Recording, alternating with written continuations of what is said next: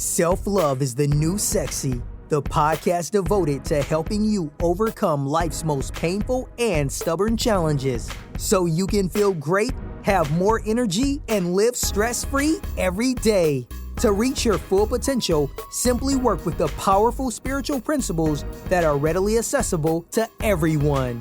It's easier than you think, and on today's show, W. Mark Watts is going to show you how starting with self-love is the key to joyously and harmoniously making that happen.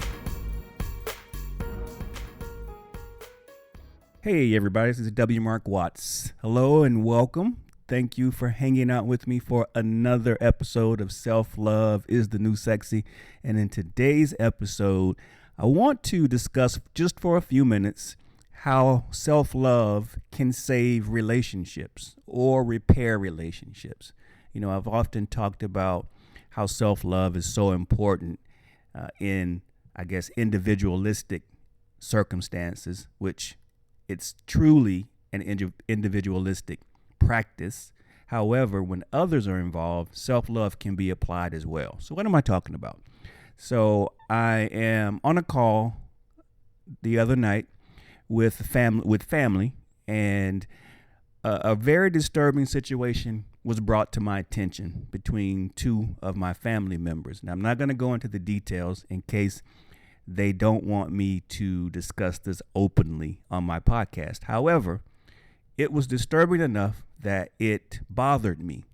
And my practice is anytime something bothers me, that means that there's some work I need to do. That means that there's something inside me that is making me uneasy, typically making me fearful. And we all know that fear is not allowed, or it's allowed, but it's not allowed to stay because fear is not real. You know, only love is real. And so when I feel that fear, I have to figure out, how do I get back? How do I come full circle to love in this space? And so fast forward a little bit, I realized that this particular situation reminded me of my relationship with my son, who at a point a couple years ago, maybe, we went through a rough patch when, again, at the root of our issue, my issue, was fear. He was making some decisions that I thought were really jeopardizing his career and his health and his life.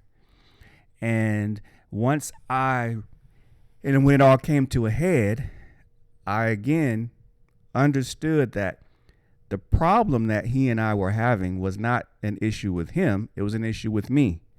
And there was an issue with me being fearful that he was going to really hurt himself and potentially other people.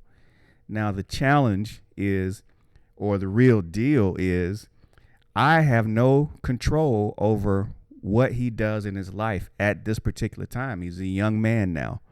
So it was incumbent upon me to recognize, number one, that I had fear of what might happen to him. And then number two, understanding that I have no control over that.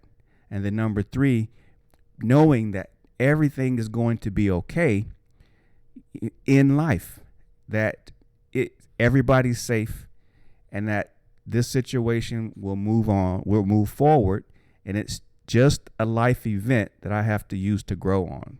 So why am I saying this? I'm saying this to say that once I became aware of those things, and then I committed to relieving myself of the fear.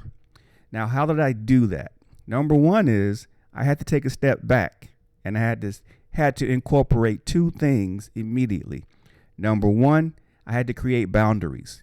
So I had to be very clear on the things that I would subject myself to in my own house and surroundings and with my own things, and things that I was going to do going forward for my son versus things that I would no longer do for my son.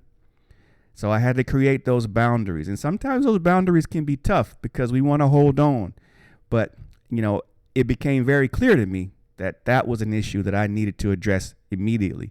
And I was able to do that.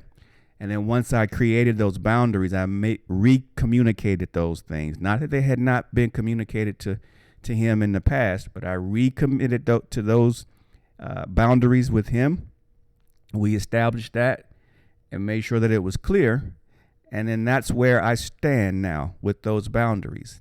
Number two, I have to allow him to go out into the world and do whatever it is he's going to do and be okay with it. Because me trying to control him, which is what we oftentimes try and do in our relationships, is we want to control things. But the key is when you allow relationships, you allow people to do and be who they are, it takes that stress away. It takes the control element away. And that freedom in and of itself, in addition to the boundaries, is what really helped heal my relationship with my son. And we've always had a good relationship. We just hit that rough patch. And then making those adjustments, which are self-loving acts to myself, in turn helps that relationship heal and move forward. Now we're at a place where there's a lot more peace between he and I. There's a lot better communication between he and I. There's a lot less stress between he and I. We actually talk now, father to son, in more mature ways, and we have level-headed conversations. I no longer get upset over the things that he's doing and the decisions he's making. I applaud them because it's his life, and I've told him that. It's his life.